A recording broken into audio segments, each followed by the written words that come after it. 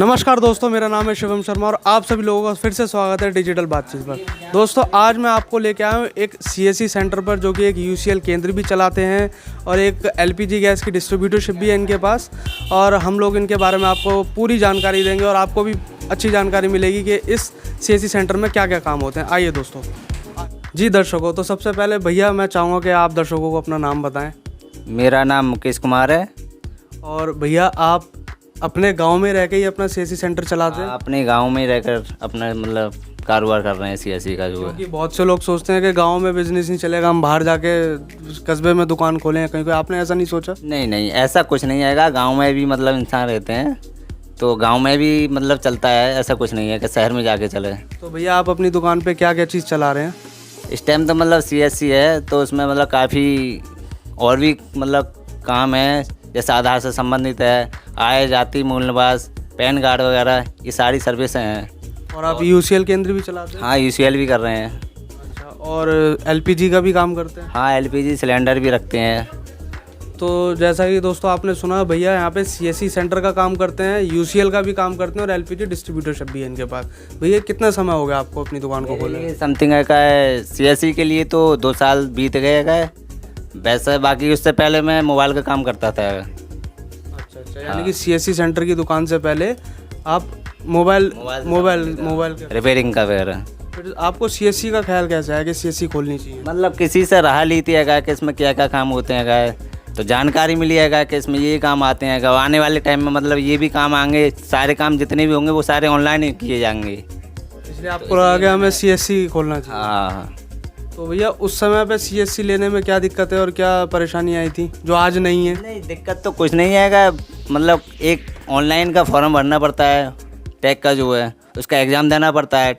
उसके बाद मतलब जो ऑनलाइन जो फार्म होते हैं वो जमा करने पड़ते हैं डिस्ट्रिक्ट मैनेजर के लिए, तब वो अप्रूवल कराते हैं। तब उसके बाद 1-2 महीने बाद मतलब वो आईडी आती है सीएससी की। और भैया यूसीएल का आपको कैसे, मतलब आप बताएंगे दर्शकों को, जो लोग सीएससी सेंटर चला रहे हैं और यूएससी लेना चाहते हैं, तो आप उनको उसका प्रोसेस बताइए ज़रा। प्रोसेसर ये है कि सबसे पहले मतलब एक आधार का एक मतलब सर्टिफिकेट होता है यूआईडी की तरफ से है, उसका एग्ज़ाम देना पड़ता है।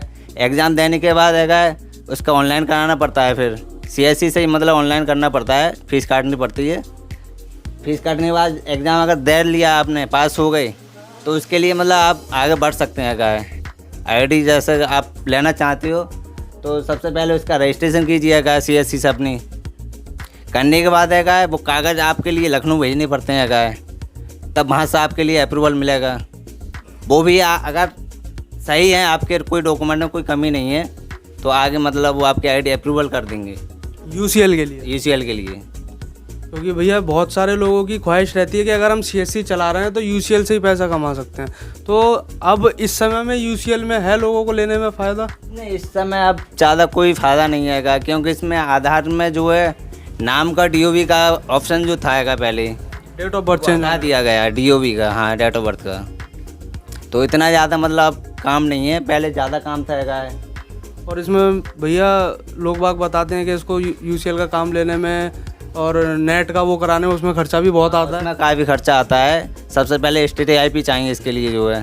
स्टेट आईपी में भी 70 से 80 हज़ार रुपये गाँव में अगर लगाना चाहते हैं तो 70-80 हज़ार रुपये तो उसके आईपी के लिए चाहिए क्योंकि गाँव में केबल वगैरह नहीं लगी हुई होती है जो है, इसलिए वो मतलब बहुत महंगा सेटअप लगवाना पड़ता है घर पर जो है।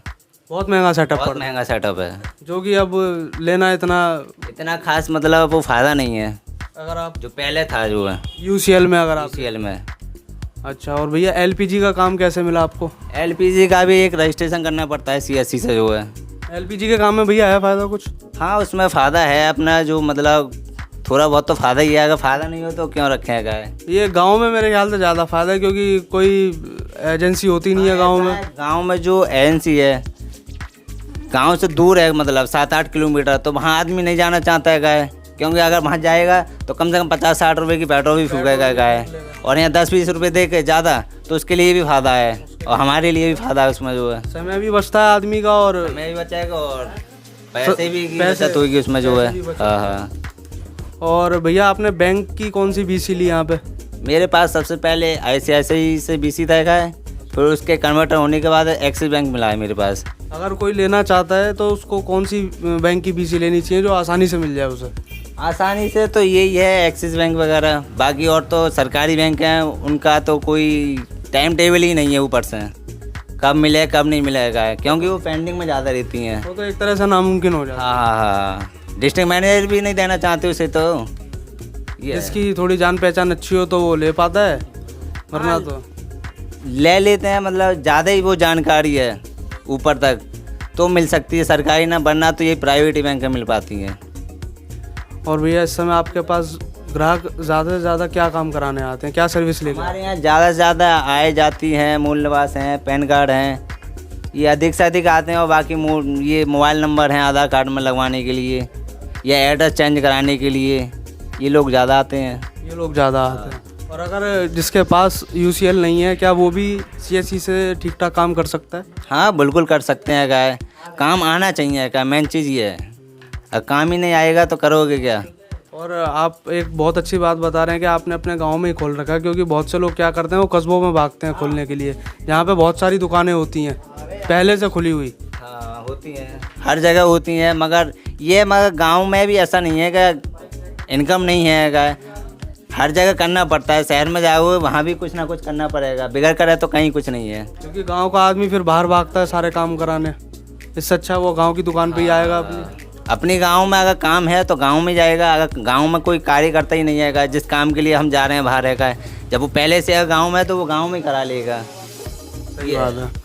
और भैया आपको शुरुआती समय में आपने जब ये खोली थी अपनी सीएससी सेंटर, तो क्या खर्चा आया था उस समय आपका? और अब अगर कोई खोले तो उसको क्या खर्चा आएगा? शुरू में मतलब यही है, सबसे पहले सीएससी लेनी पड़ती है और अपना लैपटॉप है, प्रिंटर है, ये सारा सिस्टम, मतलब इन्वर्टर है, बैटरी, ये सारा इकट्ठा करना पड़ता है। तो समथिंग 40 से 50 हज़ार रुपये मिनिमम मान लो है। इतने में वो स्टार्ट कर सकते हैं। ये चीज़ अगर वो सेकंड हैंड भी शुरू में ले सकता है? हाँ जी, हाँ जी है। जरूरी नहीं है कि आप नई चीज़ परचेज करो। ऐसा कुछ नहीं है, सेकंड हैंड भी ले सकता है।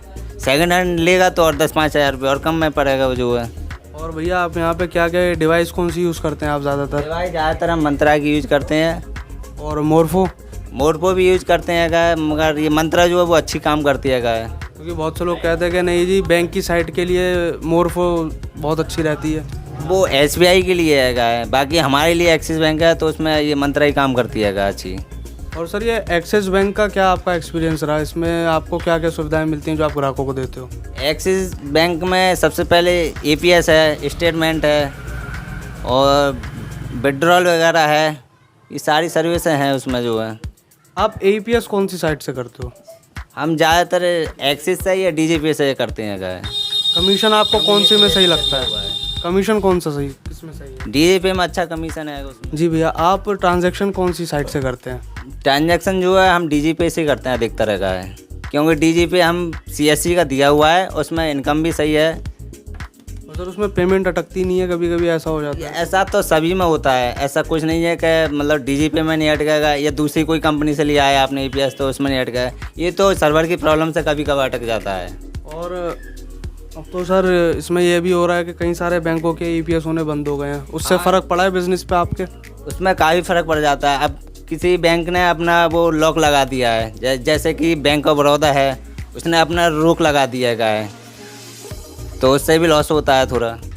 बैंक ऑफ बड़ौदा और सर सेंट्रल बैंक भी है? हाँ सेंट्रल बैंक भी है और अब स्टेट के भी काफ़ी कम। हाँ स्टेट में ये है, उसमें मोबाइल नंबर कंपलसरी कर दिया है।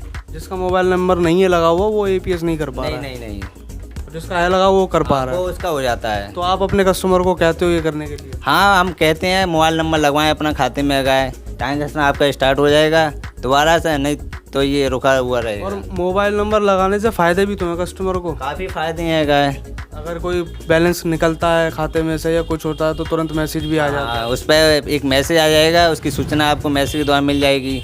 अगर कहीं फ्रॉड भी होगा फिर भी आपका मैसेज आ जाएगा। अच्छा एक चीज़ और भैया, जो लोग सीएससी सेंटर चला रहे हैं वो किस तरह से ग्राहकों को अपनी दुकान पर लेके आ सकते हैं और उनको क्या ऐसे काम करने चाहिए जो उनकी दुकान सही चले? आपका इसमें क्या आप राय देना चाहेंगे? सबसे पहले तो अपना व्यवहार सही से होना चाहिए जो कि आदमी एक दूसरे को वो नहीं कहे कि ये तो ऐसे ही है। सबसे मेन चीज़ अपने सभ्यता से बोलना चाहिए, कस्टमर जो आएगा समझाना चाहिए मेन चीज़ तो यही है गाय। और कुछ लोग सर फ्रॉड भी बहुत करते हैं हाँ, करने वाले करते हैं गाय, कि APS में कर देते हैं, मगर ये चोरी कभी छुपती नहीं है गाय, कभी भी आ ही जाती है सामने। हाँ सामने आ जाती है, कभी खुलासा करा सकता है वो। और फिर आपका ट्रस्ट भी खत्म हो जाता है एक दुकान पे से। टेस्ट भी खराब हो जाता है, अपना चरित्र भी बेकार है उसमें जो है। और सर उससे UCL से संबंधित आप कुछ बताना चाहेंगे कि लोगों को जो चाह रहे हैं कि वो खोलें या ना खोलें, या खोलें तो ऐसा क्या करें जो उनका काम ठीक चले? यूजुअल में ऐसा है, मतलब 70 से 80 हज़ार रुपये लगाओगे कि मिनिमम है गाय, तो उसमें अब ज़्यादा तो काम रहा नहीं, केवल मोबाइल नंबर या एड्रेस वगैरह, पिता पति का नाम, यही सारे रह गए हैं काम। बाकी DOB नाम का जो है वो बंद कर दिया गया है ऊपर से UID की तरफ से। और आपका अब क्या फ्यूचर प्लान है? आप CSC को और कुछ बढ़ाओगे इसमें, या यही अभी ठीक चलता रहेगा आपका? अभी तो मतलब यही चल रहा है, जब और कोई नया कुछ आएगा तो उसमें सोच विचार करेंगे बाद में। अभी तो यही चल रहा है। और आप सर अकेले चलाते हैं दुकान, या आपके साथ कोई और साथ देता नहीं, है? छोटा भाई भी रहता है। अच्छा, मतलब आप 2 ही भाई हैं? हाँ, 2 ही भाई हैं। और आप दोनों अपना CSC सेंटर चलाते हैं मिलके? नहीं, हाँ CSC सेंटर दोनों ही चलाते हैं। तो दोस्तों आपने भैया की सारी बातें सुनी। अगर आपके कुछ और क्वेश्चंस हों इस वीडियो को लेके तो आप उस पर कमेंट दे सकते हैं। और दोस्तों आप कमेंट कीजिए जिससे कि हमें क्वेश्चन मिले, आगे हम किसी और VLE भाई के पास जाएं तो उनसे पूछ सकें कि आप लोगों की क्या दुविधा है, क्या समस्या है। तो मिलते हैं दोस्तों आपसे अगली वीडियो में, तब तक के लिए नमस्कार।